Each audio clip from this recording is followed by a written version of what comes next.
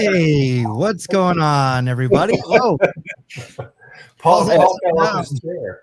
I had catastrophic camera failure. Uh-oh. Oh, no. Everything but that. Especially when you have one arm. Yeah. Continue without me. Until I get it fixed. The show must go on. Hey, everyone. Welcome to another Thursday. Welcome to another Carvers and Creators, a weekly demonstration and discussion with pumpkin carvers, sculptors, and multi-talented artists from around the world. First, we ask that you please give us a like and a follow on the platform you're watching us on. Let us know in the comments where you're watching from, and if you have any questions for the carvers and our special guest. Let's meet the carvers. Let's do it. Kind of.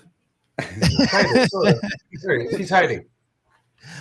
First, he's an artist and sculptor from Boston, Massachusetts. He was a judge on season 3 of Outrageous Pumpkins on the Food Network. It's Paul Dever.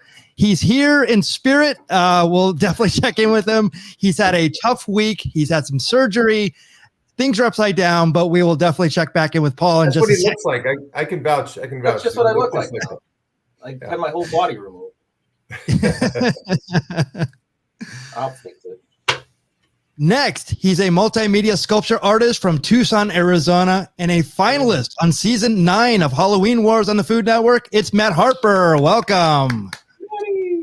Yes. Thank you. Good to be here. Awesome. Our guest tonight is a puppeteer, puppet maker, and actor from New Zealand. He has most recently worked on the Netflix shows Megan and Sweet Tooth and the motion picture The Tank. Please welcome Paul Lewis. Welcome. Welcome. Thanks for having me. Hey, Thank you so much for being here. From New Zealand. Oh, In the future. In the future. That's exactly. Yeah, it's looking great. So you don't need to worry about tomorrow. Yeah. Does my camera work in the future, Paul? Yeah. Let's move on. Well, we have the synergy of 2 Pauls on the show, so hopefully that will eradicate any problems we have in the future. Thank God. Oh. My name is Michael Mondragon. I'll be running the show, moderating comments, and chiming in from time to time. Let's check out. Wait, hang on, Mickey. Paul Dever, you're missing this picture. Look at that guy. Sorry, I'm like I feel like I'm working on an automobile right now. I have You're so handsome. So hot, man. Let's check out our cards from last week. Oh, wow. Hey. Yes, the carving subject was euphoric rodent. And Paul, can you see this? Yeah, no, I can see everything. Fellas, I'm here. I swear. Yeah, euphoric rodent. I don't know. It took a couple turns along the way. He's really happy. I don't know if he's euphoric, but I love it. I had to glue on a little piece, obviously for the ears, and I glued on a little piece for the snout and nose area. So good. It's what's crazy when you look at it, you can see the outline of the butternut squash. I mean, like when you look at one of these guys, and you can see the outline, and it's but it's so. Unless you knew that, you wouldn't know that it was a squash. It's just so Totally. really epic. Right. No, I appreciate that. Thank you very much. I didn't know that. No, I see it. Yeah. And then he's the ears, and then Paul's got this amazing technique. He uses a lino cutter or lino like tool and does like raise the hair on the side. I every time you do one that's like that, Paul, I'm like, damn it, that's so good. It just makes it look awesome. Right. Thank you, pal. Appreciate that. See, there's help in the chat if you need it, Paul. Come on, man. I've had a tough. Oh, I know you're doing Let good. me just surmise what the hell's happening with me. And we have a puppeteer on, so I'll just do the show like this. There we go. Even better. Perfect. I'm gonna get it to work any second now. I just have to. All right, we won't bug you anymore about We it. won't bug you anymore. No, Matt, this is fantastic. Tell us about this one. Great. Yeah, that was my so if it's two of them mashed together, so I kind of made one into like the neck, shoulder, and then I got the other one, and I cut big chunks out of the back to make some rat ears. But the movie Charlotte's Web, the Templeton that was who was the guy Mickey? Who did Templeton's voice? Paul Lind. Oh, Paul right. Lind. Oh, yeah. Wow, that's a name I haven't heard in a long time. Yeah, Yes, exactly. he had that. If you remember, it's just like a childhood thing. But he had this. Oh yeah, he had that like real like nasally kind of thing. Anyway, so every minute I was like carving them, like just picturing that little rat from Charlotte's Web, who was Charlotte's friend at the end. But anyway, it's a fun one. Yeah. I can only see this guy being voiced by Paul Lind. There we go. Yeah. or maybe even the ghost of Paul Lind. I hate to say, I don't even know if he's alive. What a Paul Lind. That's our first obscure reference of the night, and not our last. No, we might have one more. Maybe have one more. Well, fantastic. These are absolutely outstanding. And I work in pixels and vectors, so here is my offering for this week. If you remember, see, when would this would have been? This would have been in the middle 2010s or so. Subway rat eating the pizza, like dragging the guy upstairs. Yes, Oh, and great. there was actually a minor league baseball team in Staten Island that actually became the Pizza Rats. They were the Staten Island Pizza Rats, and they rebranded. And actually, if I'm not mistaken, the mayor of Staten Island or whatever, like hated it because I thought it was like a bad representation. But I leaned into it, and I have stickers of Rat Fink, and Mouse Rat for any of Parks and Recreation fans out there. Oh my gosh! And the other one is Scott's Pizza Tours, who actually does pizza tours in New York that I went on. So a nod to Scott. Great publicity there. Perfect. Yes. The king of Easter eggs strikes again. Good job, Mickey. Great. That is like the other great part of it. It's an album cover, but it's also like a Where's Waldo of pop culture references. Yes. Yes. Yeah. And I Think I Smell a Rat is a White Stripes song. So it ties it all together. So wow. Well done. Very Well done. It's As great. usual. I'd like to buy it on CD, please. If you can. These only come on vinyl, so I'm sorry about that. Well, Paul, I'd like to introduce you to the fourth member of Carvers and Creators responsible for our carving subject tonight. It is the hollow wheel, the center spinner, and as always, Paul will tell you about it right now. Whoop. There you go. Hey, Paul. A teaser. We have a teaser. We're all over the place tonight. I got my Yes. camera working though. I just got to move my face into the screen. There we go. There he is. All right. All right, Paul, this is what we got. This is the wheel. So every week we spin this bad boy twice, and the first spin will be the character to which we have to carve, and the second spin will be the attribute or the emotion to kind of get in play with that carving. So tonight's choices are rodent. If it lands on rodent, I think we'll give it another spin because we just did it. Yeah. Guest choice, so have one ready. Lady of the night, skeletal, punk rock, fantasy animal, classic monster, aquatic, demon, or goblin. Second spin will be exhausted. Guest choice once again. Euphoric, robust, painfully happy, furious, jovial, flirty, dismal, or bummed out, which is kind of my favorite right now. All right. I didn't even think of Yes. You're doing great. Paul. Take your time.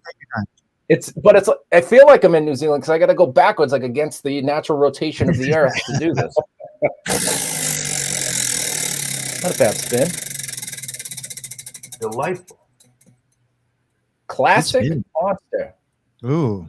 Classic monster. All right. Monster. Ooh. Here we go. There's a lot of those. That was kind of a dud of a spin. A flirty classic monster. Oh, there's flirty. That's monster. Great. We haven't gotten flirty that I remember. That's good. No, I don't think we have. Oh boy. Now we have to turn a squash into that? Yeah. What's so difficult about that? Oh yeah, no. It sounds tremendously easy. Regular. So like it's just a day at the office, isn't it? Yeah. I was gonna do that anyway. I'm gonna do it right-handed. So what do you think of that? Oh yeah, it's true. That's true. This is not gonna All end right. well. Flirty classic monster. I've committed it to the chat. It shall be for Paul. No idea. Take your time. Take your time. You're doing great. You're doing Thanks, great. pal. Probably better If off you're doing it with my copying finger. or creating with us tonight, we're going to give you 5 minutes to get your tools together, get situated, get your carving oil in order, and we're going to go around the horn and see what everybody's drinking tonight or today in your case. What's your carving oil of choice today? So I've got a latte from Right Deli up on Great South Road in Epsom here where I live in Auckland. Yeah. Perfect. Yeah. So pick me up after Big shout out to Right Deli. watching season 2 of Sweet Tooth. So Love it. Love it. We'll definitely talk more about that. Matt, what do you got? We can't wait to do the same binge watching of that as well. Because we got Monsterpalooza coming up, and one of my favorites from Monsterpalooza is 805s. So I know Mickey, Paul, and I all enjoy the same kind of beer when we go there. Although, you know, this one's kind of more middle of the road. It's not as hoppy and all that other stuff. So, but it's an homage to where we're going to be in June. So Monsterpalooza, here we come. Love it. Love it. Paul, this is going to be a tough one for you. Well, you're not really supposed to mix pain meds with IPAs. I think I saw that somewhere. So I'm going to go the domestic route with a classic and do a Pabst Blue Ribbon. There you go. PBR. PBR for the simple Instead man. of IPA. I like that. Yeah. 3 little letters that just make it. And it's more water than it. Yeah. Okay. So you're a doctor. You can't frown on that beer. Yeah, I'm just hydrating. It's doctor's orders. More water than beer. Well, I won't let you down, Paul. I'll come back with a El Segundo Brewing Company Spirit of 76. It doesn't get any more American than that. IPA all the way. Cheers to our creations tonight. Thank you for joining us. We're super ecstatic we're super ecstatic to have our esteemed guest tonight. We're going to talk a lot about his career here, and I'm just going to start at the beginning. Let me go to this. I want to know, are you classically trained as an artist? Are you how did you get your start in all this puppetry? Okay, so I was born in '69, and a couple of months after Sesame Street first went to air. So, but it wasn't until the Muppet Show aired in 1975 that I really started to be taken by what the Muppets were. I mean, I thought they were really cool. I remember as a little kid really loving them. But it was in season 1 of the Muppets, a character called Uncle Deadly, who really kind of made me go, oh, wow. That's because I loved monsters. I was already getting into horror movies as a little kid. Not scary. Yeah. The classic stuff. So, so when I saw that character, I was like, I'd love to have a version of that. I'd love to make that. So that's when I sort of started to get interested. And I was originally wanting to be a cartoonist. So I was all about cartooning for the longest time. And then as I got a little bit older, one of my aunts taught me to sew, and I went from there. I started to, we didn't have a lot of information in New Zealand about puppet making.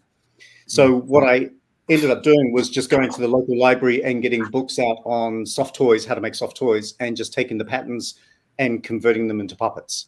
And so I did that for a little while, and I got into, in my early teens, I became creature mad and movies like Aliens and Predator and so forth. They were the things that really fired me up. So I started to learn to sculpt and make molds of what I sculpted in clay and then cast them in latex rubber. And then I discovered I could sing at 18 and put all that aside and became a jobbing actor for several decades. Oh my God. And didn't come back to puppets, anything to do with puppets until my mid-40s. Wow. Okay. Oh, wow. Okay. I love So that stuff. musical theater, I started out in opera, but musical theater was my bread and butter for the longest time. And you won't find much of me on screen because I didn't really have a screen career. So it's just, it was stage. Stage was my thing. Okay. Yeah. But That's I that's had this action. to audition for this place called Woe Studios in Henderson, Auckland. It was a very ambitious venture to open a live theater venue that would be hosting puppet shows. And they have an amazing restaurant there and a big urban playground. And so I built myself a puppet for the first time in 30 years, went and auditioned and got cast in the principal cast as a full-time puppeteer. And so I started off from there, and that's where I found my opportunities to learn how to make puppets properly, professionally, and went from there. So yeah, so I've been doing this now for how long? About 6.5 years. Wow. That is Okay. amazing. You are So just a ball of talent. I've had a very eclectic, crazy kind of journey towards being a puppeteer and puppet maker. That's amazing. But you were just destined for the entertainment industry. There's no way around it. Yeah, I think I was. I should have quit a long time ago. Really, anybody with sense would have quit a very long time ago with the poor. It's not poor, but just like I just wasn't catching a break at all, and I was getting in my own way as well a lot. Sure. And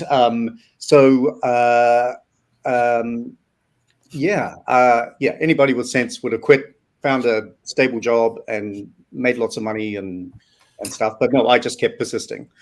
And then I found what it was that I really wanted to do, and that all fell into place. Yeah, but that's great. That's literally what anybody that's successful and loves what they do says. Don't give up your dream. Don't ever, even when you're at the bottom, then you feel like you're not going to make it. Don't give up. That's right. That's right. Yeah. And another living proof of success. This is amazing.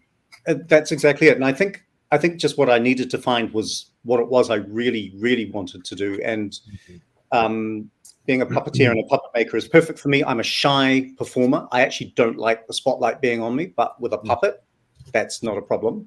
Let the spotlight be on the puppet. And I know a lot of puppeteers feel the same way, where they're, if they weren't shy, they'd perhaps be more likely to be under the spotlight themselves.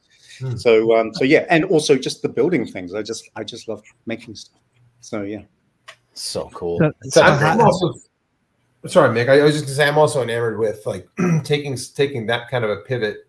It's still art, and you still kind of picked it up from back when you had an early passion for it. But at age 40, or I'm assuming around then, like I was 46. 46. All right, still.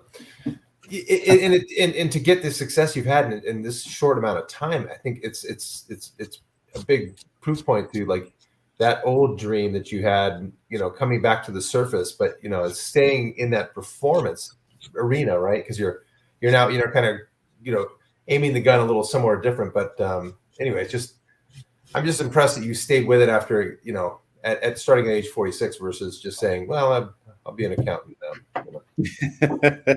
Yeah, I got pretty close to finding other things to do for 3 years. When I was at the end of my 30s, I'd lived in London for many, many years, and I came home with my now ex-wife. We had her mom was very ill at the time, so we needed to come home. We ended up staying home, but I ended up working for the police for 3 years as a 111 communicator, taking emergency calls, because I wanted to do something. I'd reached that point where I was so, I wouldn't say disillusioned, but where I was sort of feeling like I maybe had to face reality.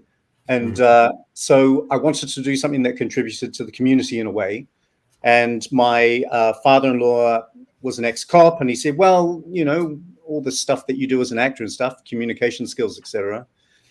Maybe this could be a job for you. It's well paid. It's challenging. It's giving to the community. So I applied for that and got that. And yeah, it definitely was all those things. But I kind of reached a point where, that kind of job is very hard to do. And you do reach a point where you either want to move on, or you actually can find a way to push through how tough it gets. And there are various levels of that job that you can go up in terms of advancement. But I wasn't interested in that. Okay. So, thankfully. Yeah, right. You chose right. For all of us, thankfully. Yeah. Oh, thanks. So I'm glad I didn't give up. Yeah. So I'm going to skip ahead because go ahead. Going from, then all of a sudden you're here. So it's like, this is incredible. So how did this happen in all this, the very short time of you getting back into puppeteering? I think it's just been, I really don't know. Maybe it's just really amazing timing. I mean, one of the things I was having a conversation recently with somebody where it's like, when I was a kid, the idea that a movie like Megan could be made here in New Zealand was just, it was something you never, ever thought would happen. That's what stuff that happened elsewhere, to have Lord of the Rings, when that happened here. And I was in the UK when all 3 films were shot, so I wasn't part of any of those in any way. But that was, I mean, like, we'd already started to have offshore productions. I mean, the 90s were filled with them, but that really put New Zealand on the map as a place in terms of creators and artists and actors and so on, and as a place to come and tap the talent to produce films like Megan. So yeah, I was very fortunate. I got Sweet Tooth.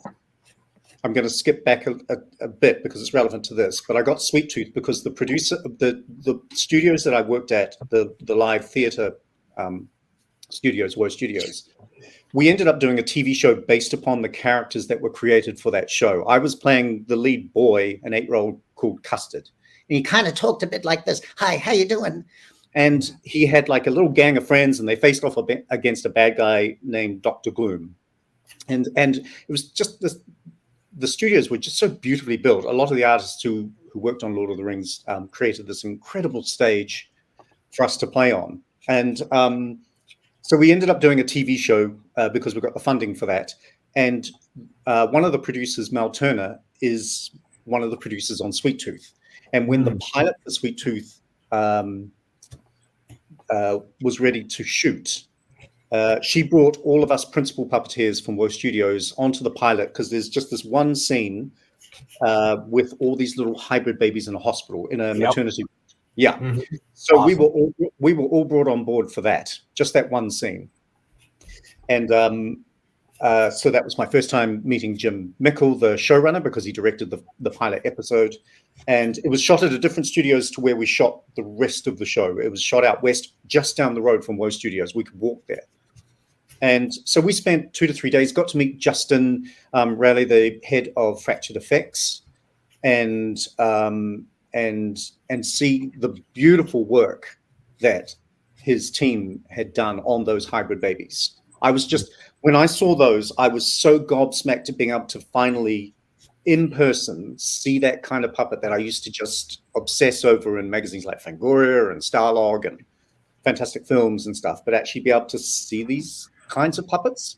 Exactly. This hybrid puppet here, the orangutan, was puppeteered by my friend John Coddington. He's an amazing puppeteer. Oh my gosh.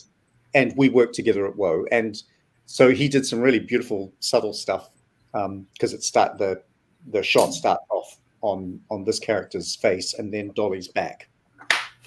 But yeah, to be able to see these incredible puppets and see what we could do with them in terms of the style of puppetry made me really, really, really want to go from doing hand puppet style performance to this kind of team-based puppetry, where it's more than one person on each puppet, to be able to achieve the effect. Or anyway, without getting too technical, but yeah, so this is what I really wanted to focus on. But we didn't get to do the rest of the season for nearly a year because COVID shut us down. Oh, wow. Yeah, so did the pilot, went back to Woe Studios, carried on working there for about a year.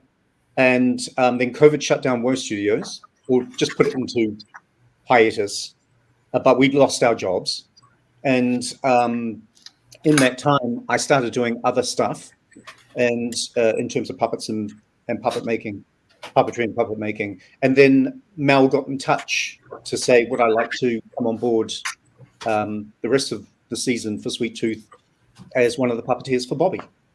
And so I went and interviewed and met the team there, Kevin Kirkpatrick and Grant Lemon, and we clicked, and they invited me to come on board, and Initially, I was only going to be there for a few days every now and again. But on my first day, when I turned up, they said, "Would you like a full-time job? Would you like to be on the show for the rest of the shoot?" And I was like, "Would I? Oh my gosh!" So yeah, and on my first day, that's actually literally my first day. That photo of Bobby there on the left.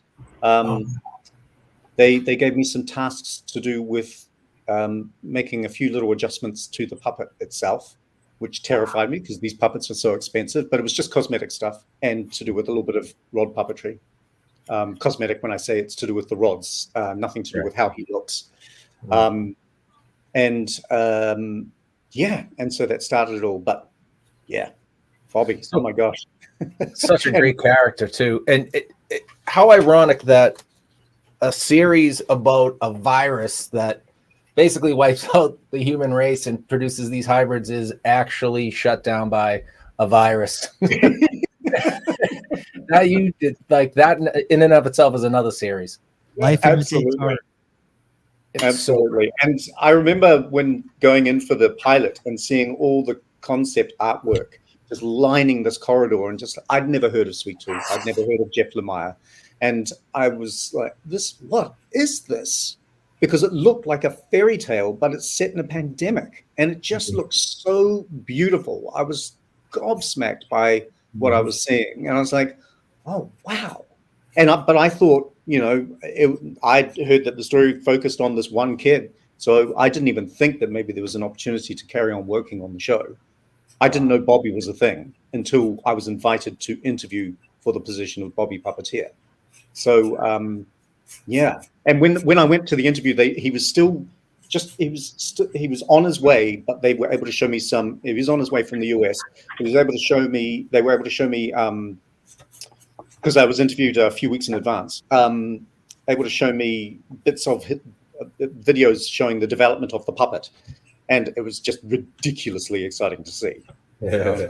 And I think because I'm a very enthusiastic person, I just started raving about what I was looking at because I geek out about this stuff anyway. And I think that's partially what got me. It was just the fact that I was clearly enamored with what I was looking at. And I was genuinely enamored. Yeah. As you should be. Same thing, the visuals. And Bobby's such a specific, so different than the other hybrids. Like, yeah, he's pretty much a gopher with shoes. Like the other ones are mostly human, and it's so cool. Yeah, he's like, I always sort of see him as he's about 90% animal and 10% human. And I think that's kind of how he was seen by others as well. But just me as, because I eventually ended up taking the lead on Bobby being his lead puppeteer. And he's just and he's 8 years old. He's still a child. And I think it's easy to forget that because he's anthropomorphic, it can be easy to sort of sometimes see him as a bit older than he is. But he's a little kid. He's one of the youngest hybrids in the group.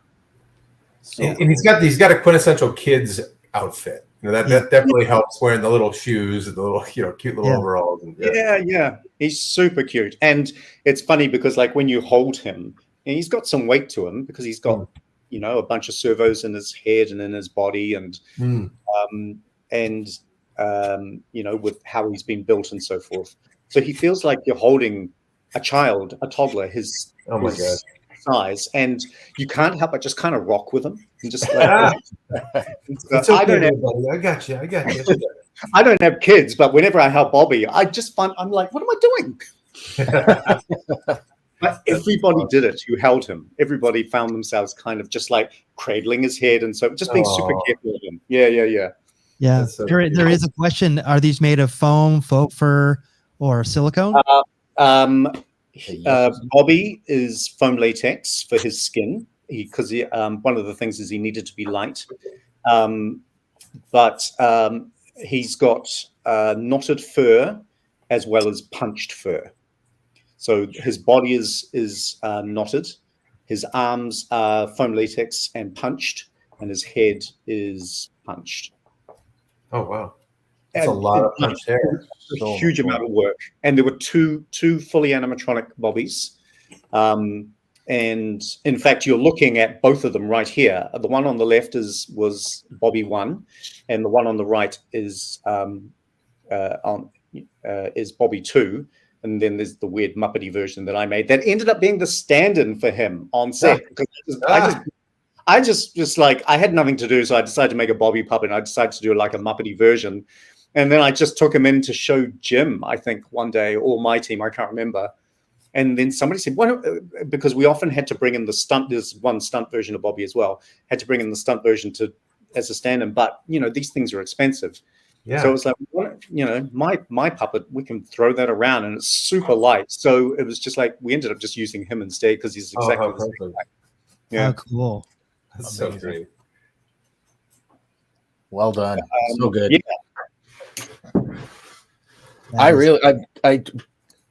It took me a while to bring myself to watch Sweet Tooth because I can't get my kids to watch it with me. So then I'm like, I'm going to watch Sweet Tooth by myself. And after episode 1, I'm like, I don't care who else watches with me. This show's awesome. It's the pandemic factor, and like it's just, there's a lot of action. Yeah.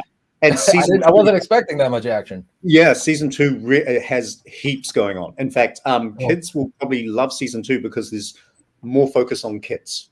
Yeah, you don't see. I mean, apart from Gus and Wendy in season 1, you kind of see other hybrids but they're not given like a spotlight in the same way that the hybrids in season 2 are. And Bobby especially has so many cool things that he gets up to. And so it officially dropped yesterday, though, right? Is that right? Here in New Zealand, yeah, dropped 7 p.m. last night here in New Zealand. I believe so today here, yesterday for you. Right? Yeah, yesterday for us. Okay, get it straight. I know. I'm. It's like, what time is this? 11:30. So 16 hours ago it dropped or something. There we go. Yeah. But the good news is we can talk about it because it dropped. Yeah. Exactly. Exactly. Wow. And the first time you got to see it was just like anyone else, just see it. Did you get it? I know you've lived it, but was there a lot of? Did you get a chance to kind of glimpse behind the scenes in the making, or did they make everybody wait? No. Towards the end of shooting, we were actually given a glimpse of the shooting of season 2. We were given, and they did this on season 1 as well. We were able to see episode 1. So we actually got to, and of course not completed, but mostly completed, and it was amazing to see that. And to see the reactions like to Bobby and so forth, because the second season, because I was sort of given the reins for Bobby and allowed to take over leading him. Right. What was really awesome with Jim, and something I'm really, really grateful for that he is, because he's such a collaborator, is that he gave me the opportunity to be able to come up with gags for Bobby and make suggestions for little moments. And so I don't want to say any of what I suggested because you just want to see the show, just enjoy the show.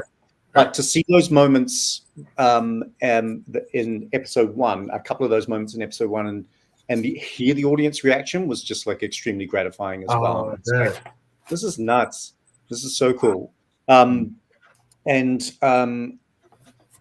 also just the fact that because Bobby he got some fans during season 1 for sure, but some people are like, oh, he's a bit scary and stuff. But I think season 2 will definitely make people fall in love with that character and the other hybrids as well. I think all the hybrids are going to have a big fan base.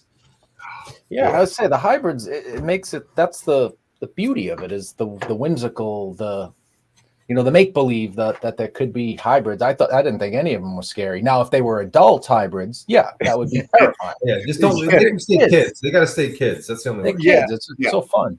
It's a smart idea to, as you say, if you're going to have animal-human hybrids, start off by showing them as children.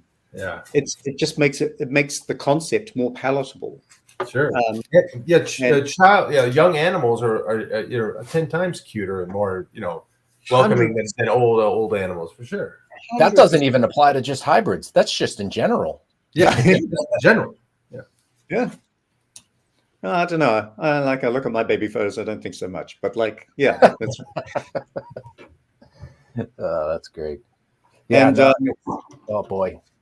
and so yeah, with Megan here, it was one of the head of makeup for Sweet Tooth, Stefan Knight, recommended me for Megan because Steph was working on, had already been booked for Megan, and they asked about a New Zealand-based puppeteer to join the Adrian Moreau team. And Steph suggested me. So same thing, went for an interview, headed off with Adrian and Kathy and actually I take that back. I did meet them for the first time in New Zealand properly, but I had an interview with Kathy and then I was hired. So a Zoom interview with Kathy C. So you're the guy in New Zealand now. You're the main puppet guy. Well, I mean, like there's a bunch of us puppeteers, but I guess I've just been really fortunate that I have been given these particular opportunities. So well, we always hear it's it's the networking that really keeps you going. So that's great to hear that you're just moving from one project to the next, and in really good projects too. Like in this day and age of streaming platforms and things like that, it's such higher value production. It's not like you're working on, say, Sesame Street or something where it's on PBS, and these are like high quality movies and series. Like everything's a cinematic feel to it. Like that's crazy. Yeah, that must 100%. be so different than working on like a public television type setup with puppets, where Absolutely. It's a movie set. Yeah, I mean, like when watching season 2 last night, it just so many times I was just transfixed by how beautiful and cinematic it looked. Absolutely stunning. And whether it was natural scenery for New Zealand or digitally enhanced, but the production design is absolutely incredible. And just so many times where I was just like, you could frame this shot and put it up on a wall. It just looks so incredible. Yeah. So nice. That's such a cool thing to be part of. Crazy. Yeah. Very, very lucky. Very, very well, very talented. I mean, talent gets recognized, and sure, luck has something to do with it, but it's definitely your skill. Obviously, you bring these things to life. Like I was scared to death of Megan. To be honest. That was a real team effort. I mean, like my contribution was just more, the physical, but her facial expressions I had nothing to do with. That was Adrian Moreau, Kathy Z, Devin Seaman, and between the three of them, they and of course I'm there having to work with them because we all have to be in concert together. But yeah, that some of the subtlety that they brought to that performance was just fantastic to see. It's such a great puppet. It's terrifying. Yeah, absolutely terrifying. But for her to be able to go from this fantastic shot, I think it's my favorite in the whole movie, of just her looking out the window and just taking in the world. And it's the look of like focus and trying to figure out what she's looking at and then understanding what she's looking at. And then there's a little bit of pensiveness there. And it's like, what's that? Oh, it's a butterfly. Okay. And then there's a helicopter in the sky, all of that. And then to go into full rage later on is just, and it's all the same puppet. There's no digital enhancement. It's just the puppet. Wow. I did not know that. So in her head were 20 servos.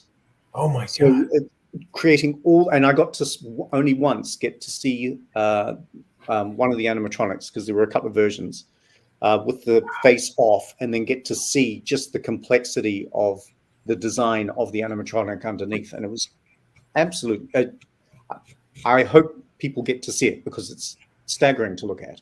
Yeah. Wow. I didn't know that. I literally assumed, because it was so lifelike, that we were looking at something, a mix of CG, right? A little bit of real, a little bit, because they do that a lot. But that's fantastic to hear that it was all puppetry. Wow. Yeah, I mean, like Adrian estimated when he saw the film before I got to see it, because he went to the premiere, and we had a cast and crew screening here a couple of days later in New Zealand. But he sent me a message, and he was really, really happy. But he said he estimated that he said to me, I estimate about 65-70% of what you see in the movie is our puppet. And it wasn't until I saw it, I was like, Dang, he's right. And we used, as the same with Bobby, we used all kinds of tricks to mix things up with Megan. So sometimes it was actually a mixture of us doing the puppetry with the animatronic, but also Amy Donald, who's making a name for herself as the stunt and dance version, the dancer. I saw her on the red carpet going. Yeah. She's actually going to be at Monsterpalooza as well, I believe. Yes, she is. Yes, and I'll talk a little bit about Amy again in a second, because that's a professional relationship which is just so completely unique. And I'll preface it by just saying, because we have worked together now 3 times co-performing the same character.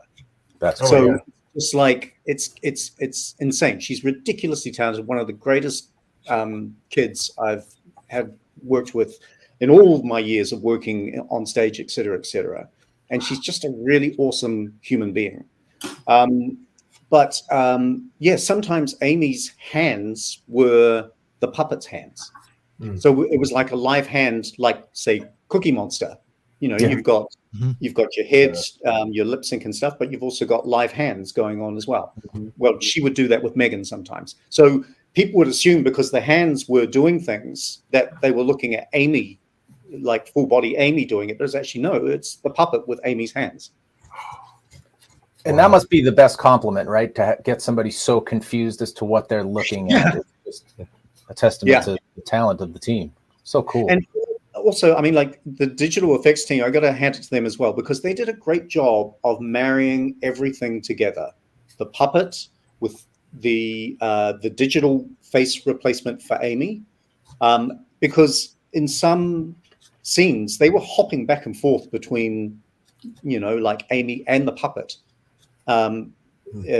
Most of the time when you see the puppet, if she's quite still and talking, that's guaranteed to be the puppet. But there were other times where it had to be mixed up a little bit due to what was going on in the moment. And the visual effects team did a great job of replicating the puppet's face and then putting it on Amy. Okay. So as opposed to going full human or full, CG, they're replicating the puppet. So they're kind of, but making, that even makes more sense, of course. Yeah. It's the opposite of what I would imagine. I imagine they try to go more human. Anyway, that's okay. That's I mean, like, and because the character starts off very robotic, very, she's quite stilted in her movements and stuff. And Amy went through a lot of movement coaching specifically for that. But then as the movie progresses and the character becomes more aware of herself in terms of what's going on in her head and also her physicality, she becomes more fluid in her movements. And that's where you get the crazy running on all fours and the dance and so forth. She wouldn't have been able to do the dance at the beginning of the film because she was still physically figuring out what her body could do. But about Megan, the character. But then she becomes so, powerful. Right. And that's when that all starts to come out. Creepy as hell, by the way. Creepy as hell. Yes. Very, very creepy. Yeah. Both scenes, both the running on all fours and the dance. It was absolutely. And I remember Alison Williams saying that, in an interview that, you walk in through the darkened studio and you come across Megan just standing there, the puppet there, and just sort of like completely still. And even I, as like what part of the team, like physically handling her all the time, and like particularly as her physical puppeteer, so used to the physicality of that puppet and being around her. Yeah, it's right. You'd walk through a darkened studio and come across her and go, "Oh my god!" Wow. Yeah. Now looking at her, does anybody else think it looks like the fourth Olsen? It does look like an Olsen. It looks like an Olsen twin, an AI Olsen, which is again terrifying. Yeah, that's even more terrifying. Maybe this could be enough. We have enough real ones. Yeah. Yeah. Full House goes AI. God, that's another one. I sat down and completely was blown away. Sometimes, especially nowadays, you don't know what to expect. Is it like you see? Because I knew it was a puppet, right? Yeah. And then I sit down and in the back of my head, I'm like, oh, they're going to use a bunch of digital effects. I know they're going to, there's going to be a point where I'm going to be like, that threw me off. But through the entire movie, I was like, this is the creepiest thing I've ever had to sit through, because we're probably a week and a half away, or at least this Christmas, they'll have something similar to Megan. It'll be like Teddy Ruxpin, but it's going to have that kind of intelligence in it. Yeah. There was a thing I just saw online where Boston Dynamics had taken one of their dog robots and they'd integrated it with chat. That's smart. Chat GTP. And so there it is. There's the beginning where you've got. It's the beginning of the end. Yeah, this is it. We'll remember these guys. Will remember these days when we were warning everybody. Yeah. We did warn everybody. Yeah, live. Exactly.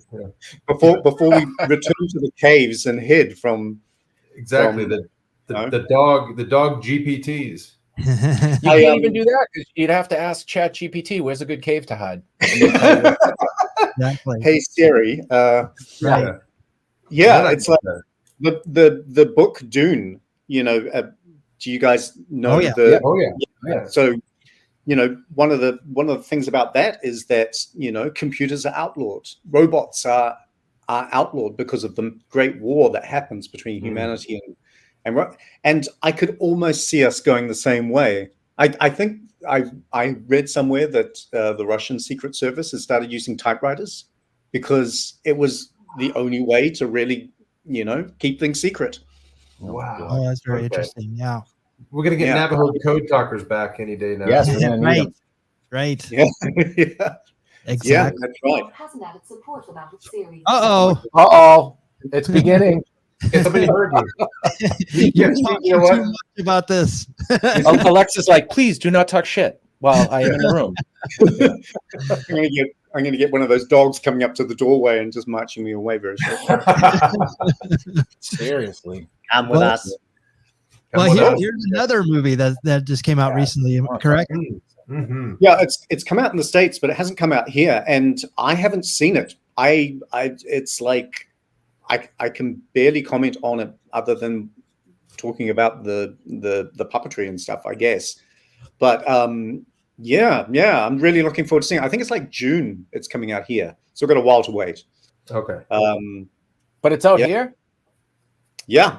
And you can get it. It's available digitally to rent now as well. If you go on, like, the director, Scott Walker, posted just on Instagram today that on iTunes, you know, on the movie section, it's available to rent and buy. Okay. That's America. Well, that's what we do. We sell everything as fast as possible. Yeah. So how different was it working on this puppet compared? I mean, it must be night and day, right? Like I mean, like sort of kinda. This was very much going back to real basics because for practical reasons, this character needed to be able to be submerged in water. So because it takes place in a water tank, and so there was a creature suit performer, and Regina, and she did the majority of what you're going to be seeing in the movie. And then we had an insert puppet head, and the suit and the head were created by Weta, and it was all silicon, so it was all incredibly heavy, and the mechanics for the head were all cable driven, not servo driven.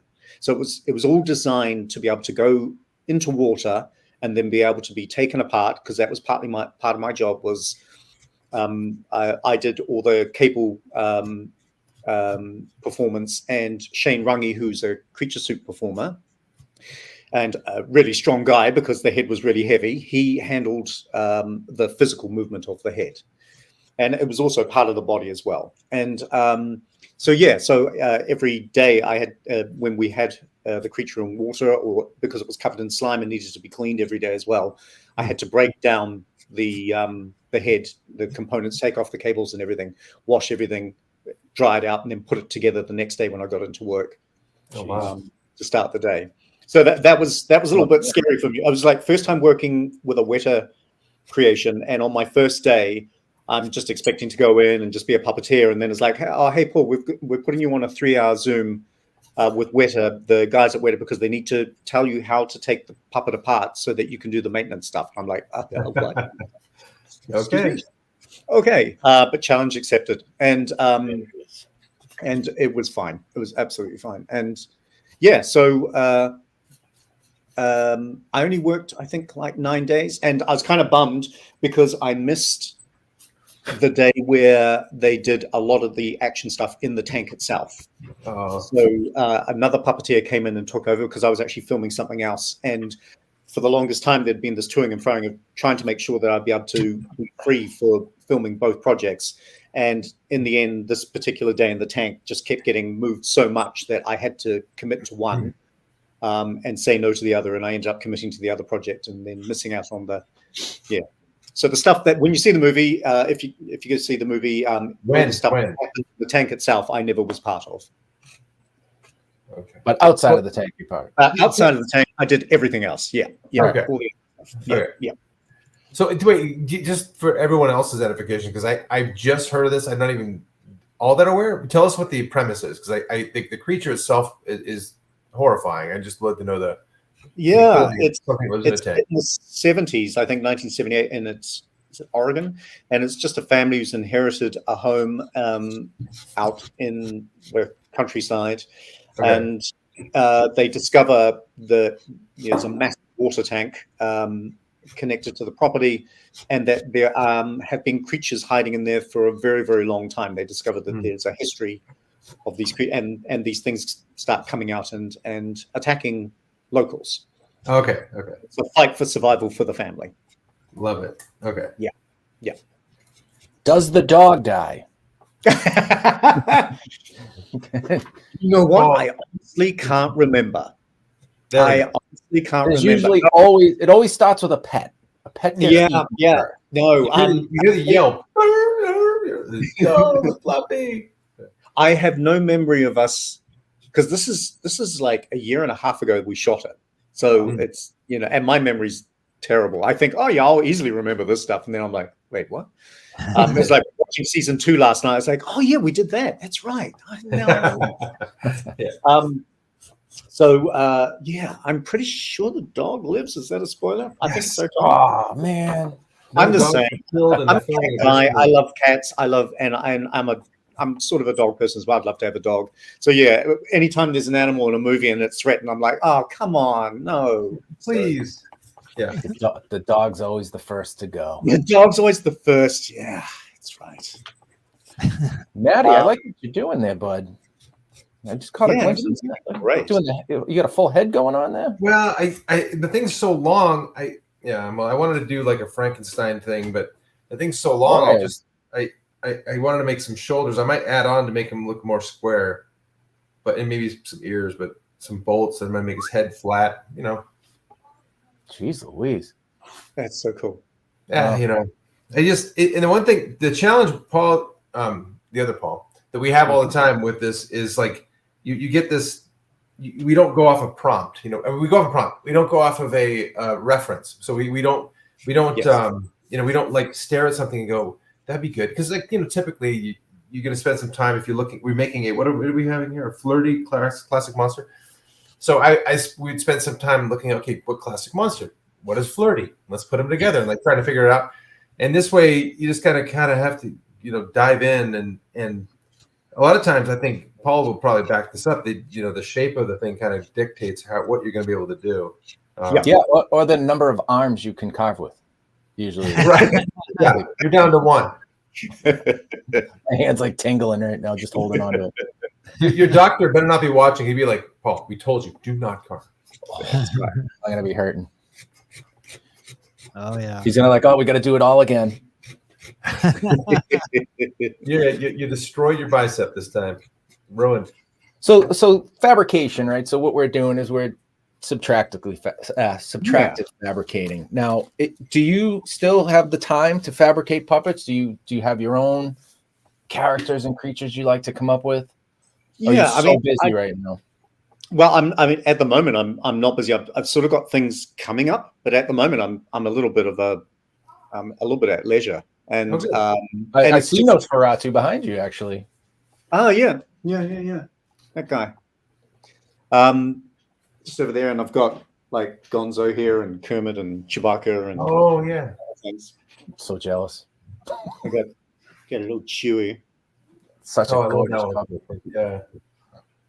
Oh, there he is, and he's got the. That hair is beautiful. Hair That's is so tiny. cool. No, it's a rug that I bought from a place called The Warehouse. It's a chain of stores, Oh kind my of like goodness. Target. That's awesome. Oh my God. Swedish chef sounding. But yeah, this fur, when I saw this rug, because I'd been sort of plotting in my head about making a Chewbacca puppet for the longest time, but it was all about the kind of fur that I was going to use because I wanted something that would replicate Chewie's fur that has that great sort of movement to it. Yeah. And even though the color scheme is actually in reverse for Chewie, it should be lighter at the But when I saw this rug, it was just like perfect for him. And so I bought up a bunch, and I've made 3 now. The first one I made was actually for my sister-in-law's 40th because she loves Chewbacca. Okay. And then I liked it so much because I keep all the patterns for everything I make. And so I made myself one, and and I've got just enough fur for one more. So these are, when you say patents, these are very, very thought out. I mean, these are down to the exact design and form and everything. Okay, so this is So like this character, the Nosferatu character, who kind of looks a bit like Spock is Nosferatu, but so how I tend to work now. I didn't so much at the beginning, but you do reach a point where you kind of, this is kind of how it works. But I visualize, if I'm building a puppet for a client, it's a different story. I'll do designs. I will show them stages of things. Yeah. But for this guy, and it's the same with Chewbacca. I thought about what I wanted to create, the possible patterns that would work to create the shapes that I wanted. And I just turned them over and over in my head. And then when I was ready to build, I just started cutting pieces of foam and putting them together. And so I would draw them out on the foam, cut them out with a razor, and then just refine as needed, if needed, and then go from there with covering with fleece. So the nose, for instance, that's all one piece of fleece just glued down on top of it. But how did it stretch? Yeah, it just like because this is Nyla fleece, which is very similar to the old Antron fleece that the Muppets were made from. And there's variations now on that fleece out there in the market. There's a new one there's Fuzzle, and then there's a new one, which I can't remember the name for, something like F3, or I can't remember what it's called. But it's a nylon, it stretches, and it dyes fantastically. Like, it's so super easy to dye. You can very easily and very quickly come up with beautiful colors. So I hand dye. I have a bolt of Nyla fleece that's white, and then I just hand dye it for the characters. So with this guy, it was just a matter of like cutting out all the pieces. It's all flat foam. It's about 10 millimeters thick in his case, and then just using contact glue to glue the pieces together, and then going from there. The stretch, the flexibility of it now is crazy. Yeah, the stretch. If it didn't mean that I'd have to leave for ages to go and get some, I'd bring it to show you. But the stretch on the Nyla fleece, like there's 2-way and there's 4-way stretch. I've got 2-way, and it can stretch so well that with that nose, it was just like I said, it was just one piece. Wrapped over the top, and then there's a seam running underneath the nose, from the tip of the nose through to the what do you call it, the fulcrum, and so that's just all glued together. It's not sewn together because it's all glued down, and then just pressed inside the, because he's got nostrils, and then just pressed into the nostrils, and then just the seam runs down that part of the nose. It must make for such a cleaner finished product. Yeah, exactly. That's exactly it. But also the one of the advantages of Nyla fleece and Antron fleece, et cetera, is that it's super easy to hide seams. And I mean, like, it was much easier back in the day when TV wasn't HD. So that's one of the reasons that they used it on the Muppets, is it gave the illusion that it looked like it was sculpted material rather than sewn together. But let me grab this guy. So Kermit Oh,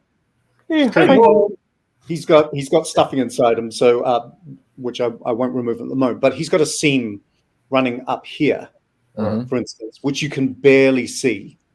But when he's first sewn together, that seam is quite apparent. And I hand sew all my puppets. I don't machine sew. And so you use tiny stitches. And then afterwards, you just go in with a needle and you just scratch at the seam, and the seam just magically fades away. And that's how you do it. Yeah. So this guy's got seams sort of all over the place on his body. Yeah. They're not so easy to see. And is that based on an original Kermit design? It looks like an original Kermit. Yeah, I did some research on the various Kermits. I found people who'd made their own replicas and stuff, and just looked at what the lessons there, that they had learned in making their own replicas, and then I just went about building my own. So okay. So what I was more interested in was getting the dimensions right. Yeah. So getting the size of the head right, the shape of the mouth, his height, all of that. And just went from there. But otherwise, and that's hand dyed fleece right there as well. Oh wow. Okay. So getting that right was a thing. Just like trying to make sure that I had the right color. Whoops! I just threw them away. Oh yeah, that guy. It's just toss them up. I'm not precious about my stuff at all. Yeah. You made him durable. Oh, I love that. Yeah. Oh. So I won't flap his mouth too much because all these pieces of paper will go everywhere. But this guy's just all EVA foam, and the tentacles are sculpted. It's called foam clay, and you sculpt it and leave it to cure, and then it just forms this slightly flexible, but not too much. EVA foam like sort of structure once it's cured. Wow. It takes a few days to cure, so that's its disadvantage. And it can puff up slightly as well as it cures. So it changes shape ever so slightly. So you got to take that into consideration. So like the mouth and the tongue and stuff were all made with that EVA as well. But I just made this for like my cousin's birthday party. It was a Harry Potter themed birthday party. And I was like, I'm not going to go in costume. I'll make a puppet and take it along. Yeah. Awesome. That's cool. That is the best way to do anything. I love the fact that you just make it because my sister-in-law's turning 40. I think I'll throw a Chewbacca at her.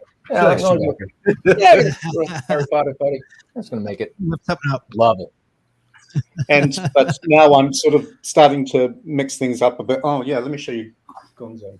So, Gonzo here. This is the first one I made. Has a little bit of a neck inside him. So look at the shirt. He's got the shirt. I made the shirt, so I had to make the clothes as well. So I had to learn to do that. Hey, how's it going? How you doing? Hey! Oh, that's perfect. Hey. Oh, the eyes. Yeah, so a little bit of a mech in there. Oh my God, so good. Even the little feather tendrils are like falling the right way. That ostrich feathers? Yeah, they're ostrich feathers. I'm friendly with James Voigtwell Jr., who is a Muppet designer and builder, and he has spent a lot of time with Gonzo, and he helped advise me on certain aspects of this build in terms of just like the look.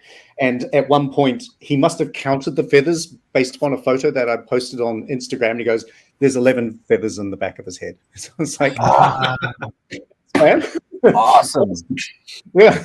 So it's just like little things like that. Yeah. That's amazing. Yeah, my holy grail for Muppet building. I used to make. I got some of the puppet patterns, and when the kids were little, and I would make like Bert and Ernie and stuff with the eyes would move, and I won't make animal until I literally have every documentation that is absolutely correct in my hands, and then I'm going to make an exact copy of animal. And no one's touching it. I think animal has to be one of the ones I'll build at some point as well. Exactly. And that's another one with the feathers too. Like even the feathers have to be the correct length. Like if they're too short, if they're too long, if there's not enough, if there's too. It's such a thing. I'll let you build it, and then you can send me all the patterns. It'll just be. I think it's just the right thing to do. Actually, you can go first. Deal. Absolutely. and another one I want to build is Uncle Deadly, because he was the original inspiration for, making me want to build puppets in the first place. But that's a really complicated build in terms of different textures and shapes and stuff. And so he'll probably take me a while to build for that one. Yeah. That's a labor of love. It is, absolutely. I mean, a lot of the stuff that I make is just, it's just from that I have here is just for me, because it's part of the learning process. So I built Gonzo partly because I love Gonzo, but also because that was my first time carving out of foam a shape of a face, because he's got to be carved. It's not foam, it's not patterning. Right. Yeah. So I had to learn to break down the shape of the head from a block of foam, just similar to what you're doing with the thinking about angles and stuff like that. Removal. And then start removing everything that wasn't Gonzo's head. Yeah. Oh.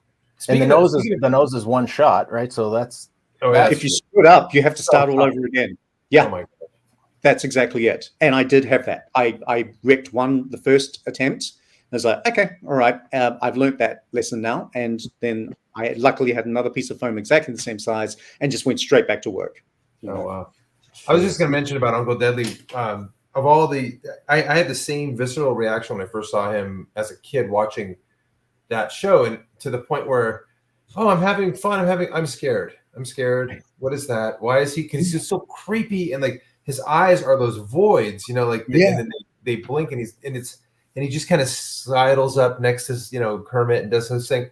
Every time I would see Uncle Deadly, I'd be like, I am more. And I remember watching the other episodes, because it wasn't like you couldn't get him on tape or anything when I was a kid, so you'd watch him and you see a rerun, and it'd be one that was he was on. I'd be like, oh no, he's back on. I was a kid, but oh my God, that one of all the puppets I've ever seen. And then like Dark Crystal stuff, where it was puppets can be scary. That was like a real big eye opener for me when you see like Dark Crystal.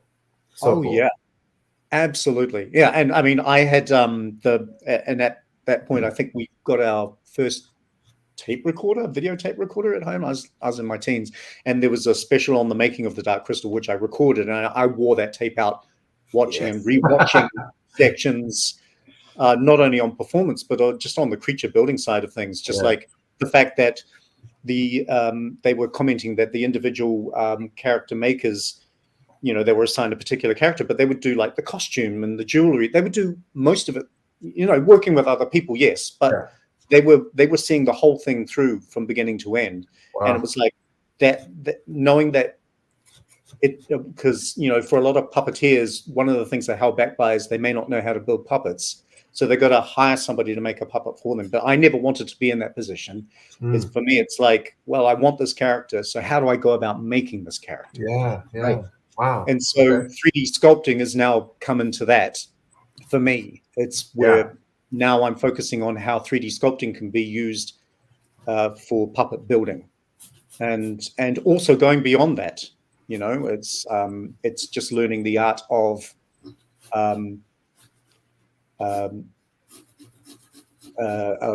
sculpting a character from a ball and turning it into like concept to creation, right? Bringing it to life. I was just trying to think of an example of a character. So, like for instance, a project I'm just doing for myself as part of my learning is I've grabbed a bunch of photos of Christopher Lee as Dracula, and I'm just going to 3D sculpt, try and do a portrait of Christopher Lee as Dracula, and that's just for me, for my learning. It's not for any other reason. Right. And so I just did that the other day. I'm working on a Megan sculpt, my own Megan sculpt, because I have so much reference material from the shoot that I'm trying to replicate what Adrian did with that sculpt. And at some point, I'll make my own one-to-one replica of her to learn how to do that. Not the animatronics. I'm not that crazy, but just a doll, just to just try and make something that can just be a project to learn from in terms of casting. You just have the bug. You have the bug, and the bug doesn't go away. You have to do it. Big time. Yeah. And because creature stuff was always the stuff that really, really fired me up when I was younger. I feel like I'm racing to catch up a bit as I get older. I turn 54 later this year, and just very, very aware of time passing and not wanting to waste time. In terms of my learning, is just like Muppet style puppets and stuff. I've kind of feel like I've sort of done my dash with that a little bit. Not that I'd ever turn my back on it, but there's other stuff I now want to focus on. I love it. Oh, sure. And it comes and goes, right? You could wake up tomorrow morning and be completely obsessed with getting a Muppet done for no reason. 100%. Or you could be, or if you're like me, you get focused for like a week and a half, and then you go, "That's good enough for now." Yeah, I'll get back to it later. I want to start something new. Exactly, and I have unfinished projects exactly like that, where it's like something I've started, and it's like, okay, I'm all good. Yeah. You gotta get, it's because, like I said, it's almost like it's a good disease. Like, and you have to get it out of you to a point so you can relax, and then your eyes catches something else, and it's like, oh, there's the next thing. Here it comes. I got that rush again. Yeah, that's exactly it. And it's like with the 3D sculpt. So, for instance, like I'm making a little Grogu puppet, as I've mentioned before. So he's a blend of the 3D sculpts. I've 3D sculpted the underskull, and that's about because I've already made a Grogu puppet using pattern foam, but I wanted to recreate it and try and see what what I could achieve by gluing fleece on top of a 3D printed underskull. And so that's been, and also putting a little mech in so his ears will move and stuff like that. And so and rather than trying to create a one-to-one version of the actual Grogu puppet, which is, silicone and punched hair and all that stuff. No, this is kind of a blend of what I've done in the past and with a nod towards the actual puppet. So when you say 3D printed, so actual like resin? Yeah, I've got a 3D printer here. So you just have to, because that's very rigid, obviously. It's plastic. Yes. So for if I could race to my workroom and grab them, I'd grab them, because then I can actually show you what I'm talking about. Well, how long will it take you? Because I'll time you. Let's see, about 30 seconds. Okay. All right, Mickey. Yeah, it's worth it. I'm so enamored by that. Yeah, absolutely. I'm very interested to see, because that's a crazy step in a different direction, which is awesome. Because you got to leave room for, that was not 30 seconds. That was like 5.5 seconds. Okay, so this little guy, and I'll see if I can get inside, so you can sort of see that he's 3D printed. So the mouth is a separate. Whoops, if I can get in there. The mouth is a separate piece that I sculpted and then printed as well in here. But that mouth is essentially just loose. It's just held by the fleece. Okay. All right, so so that's where that movement is, and because with the ears, it's I don't need for the head to be flexible. It's just the juncture of where the ears connect to the head that needs to have that, and the mouth itself. He doesn't have a moving brow, though. I could have done that as a separate piece, and then I could have raised up. I could have put a little finger connector in there to move his brow up and down. And I kind of wish I'd thought about that before, because that would have been actually fun. So my original intent was just more that, and because he's not connected to a body at the moment, so his neck is doing a bit of a funky thing, but then it will stretch like that. And you can kind of see what I mean with like the seams. I haven't done any of the really much scratching of the seams. Yeah. So you can see a bunch there, but once he's all put together, then I'll go in and beautify him and start removing those seams. Yeah, the seams you put strategically in such good spots, though. Like, I was trying to find them before you even mentioned the seams. They're in pretty good spots. Yeah, and it's just like, for this guy, I mean, the only thing that's really sewn is actually his neck and sort of the side here, but otherwise the rest of the fleece has just been glued into place. Even on spray glue and then wrapped on there, and then cut. No, I just took a brush and contact glue and then just painted air and then just pressed down. I mean, like for this, just what I do is I get paper towels. I mean, I was just doing things quite quick. Paper towels, and then just press them onto the head, and then very quickly draw the pattern of the piece of fleece that would need to go on, and then just do it in sections. So this part is all one piece of fleece. Here. The eyelids are two separate pieces and then this is one piece, this is one piece, and so on and so on. Okay. And then just glue them down from the face going backwards. Wow. Okay. So the 3D printed, it's the skull you 3D printed. The skull is 3D printed, yeah. Yeah. Okay. And so you're so the felt essentially becomes the ligaments and the muscles that kind of keep it in place, but you get movement. Yeah. Right. And the skin. Yeah. I could use a 3D printed arm right now. That would be sweet. Well, I mean, like, it's coming. It's coming. Yeah, we'll be able to, easily make those kinds of things one day. We'll have a dog. We'll have a GP. Unbelievable. I love that you dog deliver it. Yeah. I love that. Yeah. So this was just again like another personal project where I was like, I wanted to create a character that kind of looked like a Hanna-Barbera character. So yeah, totally. Totally. Yeah. That's all he is. Then there's more dogs. Yeah.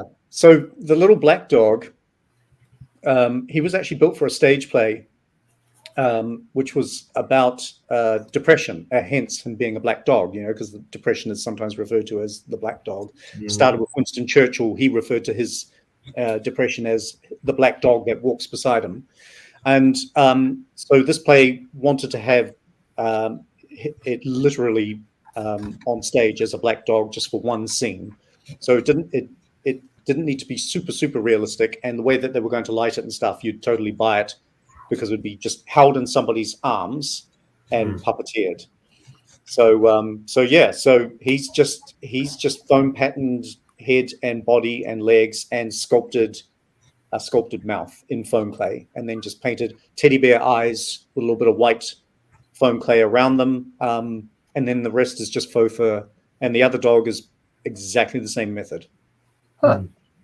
And the other dog was built for Woe Studios. It was one of the last things I built for them before we were pandemic closed down. Yeah, he was a test puppet for a TV show, but it was just a test version for the look more than anything. But the final version would have a silicone tongue and so have some movement in there, just to have a little bit more movement going on in the mouth.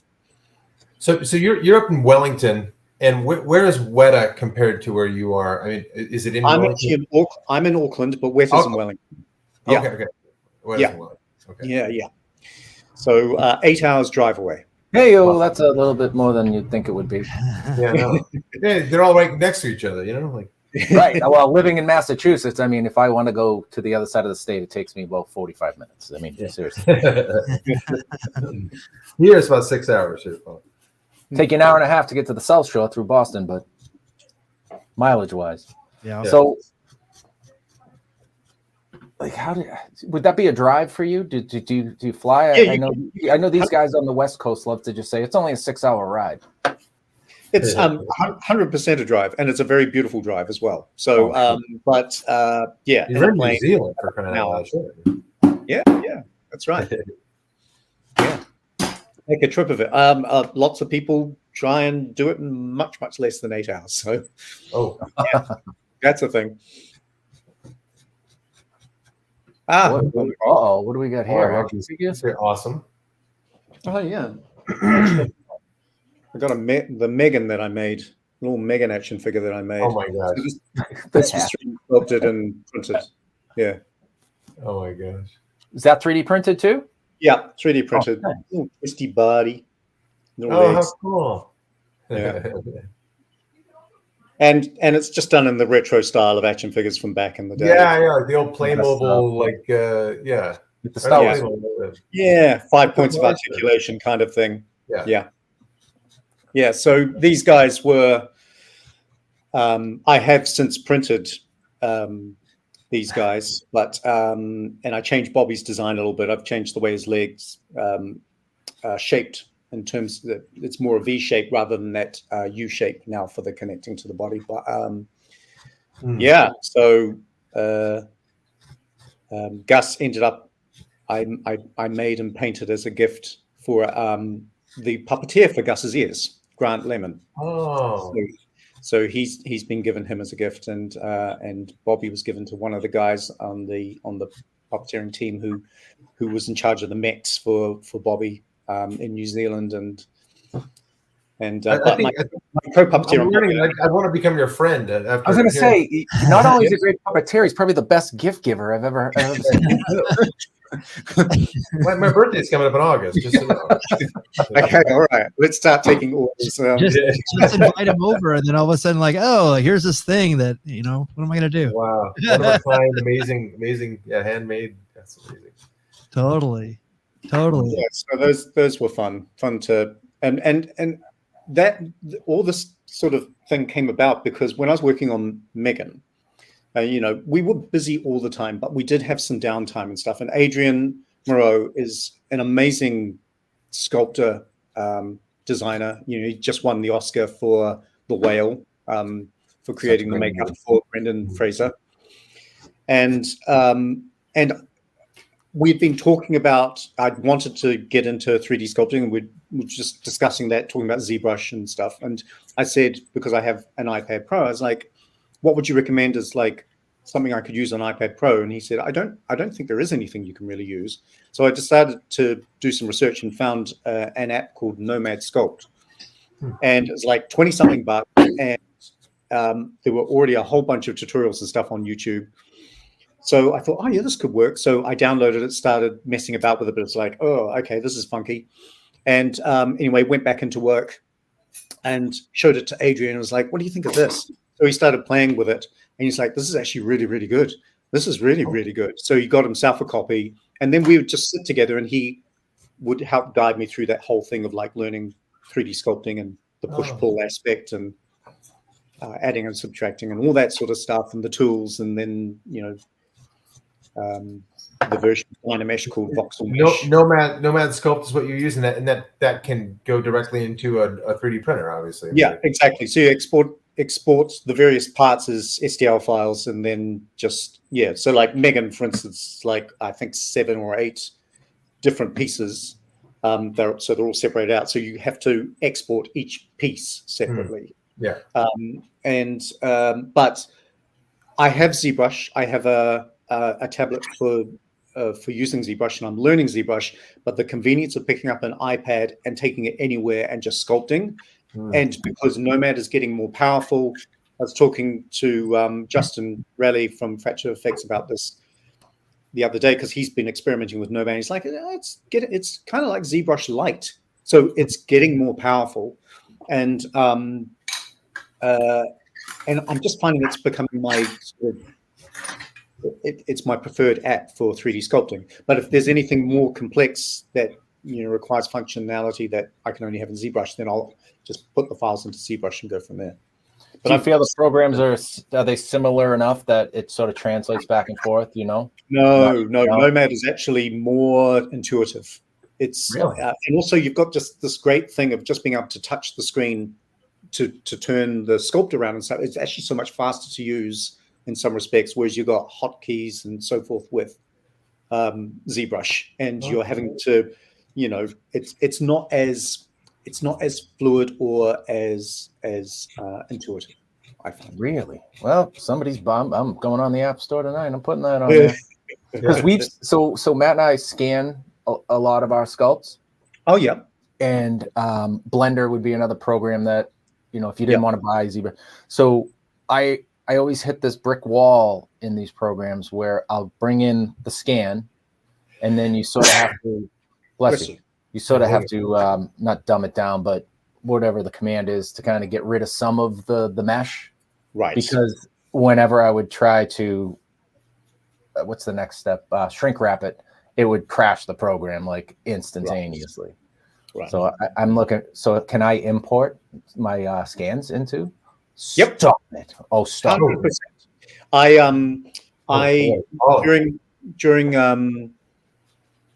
During part of Sweet Tooth's development for one of the characters in season 2, we needed a scan of my hand to use as a part of the design for the mech. And so on my iPhone, because it's just all we had. We didn't have in the workshop. There wasn't a scanner that we could use, because every time something needed to be scanned, it was actually sent off somewhere else. Okay. So I just grabbed an app on my iPhone and did a scan of my hand. I needed to do it in a particular position. It was kind of funky to have to do it, but then I imported that scan, which was super messy, into Nomad, and then cleaned it up and just made it look more like my hand, and then scaled it correctly within that. And this is all at work, and then sent the file to the mech designer who was working in a CAD program. So then he was able to import my STL file of my hand into that CAD program, and then go from there to design the mech around that. Really? But yeah, if you pop onto my Instagram, I think I've actually still got it on there. I do sometimes delete stuff, but I think there is like a little video that shows the transition of the really messy scan through to the cleaned up hand. And you know, it didn't need to be detailed; it just needed to be clean. So Right. you know, it wasn't about designing like a realistic looking hand, sculpting a realistic looking hand. It just needed to look more like my actual hand rather than the blobby mess that the scan had, you know, been. Yeah, that's what I find. When I do import the scan, you'll see things that, because it does give you that bumpy texture, even when it isn't. It's like, that doesn't look like that. I have to find a way to sort of simplify it and then readjust the details so I can go in, and which should be easy enough if I can get the thing started. But like the apps are getting better. A very good friend of mine, based in the UK, he's a puppeteer, and he's worked for Henson and Lucasfilm, and he's been experimenting with mobile apps for scanning. And just recently, this week, just been sending me results of like scanning an object, or like he scanned the palm of his hand and so forth. And they actually get a pretty decent topography, and you know, with minimal cleanup. And so they're getting better and better, for sure. Unbelievable. I know, So Chat GPT, scanning software, we're going to be obsolete. Yeah, pretty soon we'll be flying for ourselves. Oh, that's kind of the thing that sort of concerns me, is just like, well, I mean, it's like, it's not going to be so much the professional aspect, but consumers will be absolutely able to go, okay, I want an action figure of Batman in this particular pose. Oh, you're right. You know, articulate in such a way, and then AI will spit that back out as a file that can then be printed. Yep. You're right. Why not? That way. It's probably happening now, I bet. You know, Yeah. Especially because you said it with your Alexa puck in the room. Yeah, Now she's stealing the idea right now. She's actually copyrighted. It's already copywritten right now. Yeah, it's copyrighted. Yeah, now it's made, and now it's sold around the world. And yes, and now it's on eBay right now. That's The used ones. Well, guys, Paul, I told you that this is the fastest 90 minutes on the internet, and oh wow. we have gone 90 minutes. Oh my God. So I wanted to go around and see what Paul and Matt are doing. Yes. So I'll start with you, Paul, because you haven't got far, but I tell you what, you've done more than I thought you would. I was just seeing how much pressure I could put. I was more impressed with how much pressure I could put on this to hold it in place. and my camera fell apart. And you know, it's been a rough day. Yes. I'm not making any excuses. No. I'll figure it out right-handed. I don't know how I'm going to figure it out right-handed. I'll work in a mirror. I'll make it make sense. Still I'll very figure it out. impressive. Thanks. I love it. Yeah. Good though. Good stuff. Matt, what do you got? Wow. Right now he's kind of looking Easter Islandy, but you know, I'm thinking, you know, Frankenstein. But the part I'm kind of stuck with right now is trying to get that, like he's got going, trying to blow a kiss, like that kind of thing. So I got to figure that part out, and then I want to either get his suit right or bolts right. And I know he has like a big metal clip right here. I just want to get like all the details now that I've kind of got him started. But anyway. I'm going to live vicariously through you on this, because mine's probably going to turn out like a big pile of, you know what, because whatever. But He's like a flirty Frankenstein, bro. He's got to have that 60s vibe with maybe like the neck and like a love medallion. And oh yeah, maybe I'll open his shirt and give him a hairy chest. You know, right? Like, I'm sure you won't smell it, but I would even give that guy a spritz of cologne. Like a wild and crazy guy. Wild and crazy guy. Maybe pop his collars up a little bit and give him some plaid. Yeah, there you go. Little foil. Awesome. Well, if you want to see more of Paul's work, we talked about his Instagram before. Please go to Lewis Puppets with a Z. Anywhere else we can see your work, or is this where you primarily have? Yeah, I mean, like I do have a website, but it's essentially just a show reel. it's okay. I had started to build a website, and then it all went to custard, and I needed to start again. So I was like, bugger it, I'm just putting up a show reel for now. So no, Instagram is really it.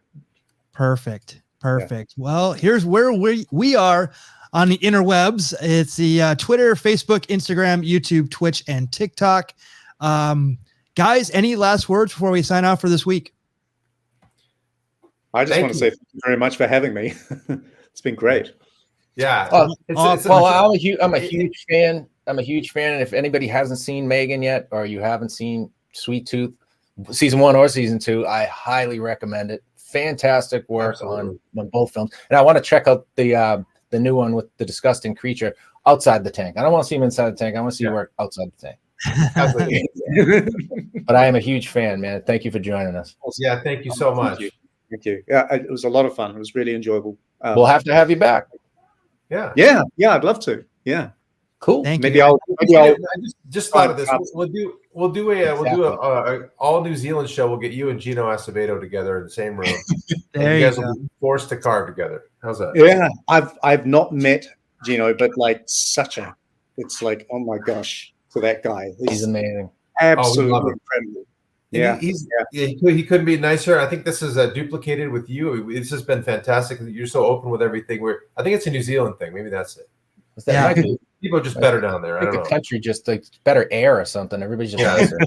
Better people. I talk too much. So. No. It was amazing. It was great time. Absolutely. I feel like there's so much more to talk about. So we'll definitely connect with you again. Thank you for being on our show. We super appreciate it.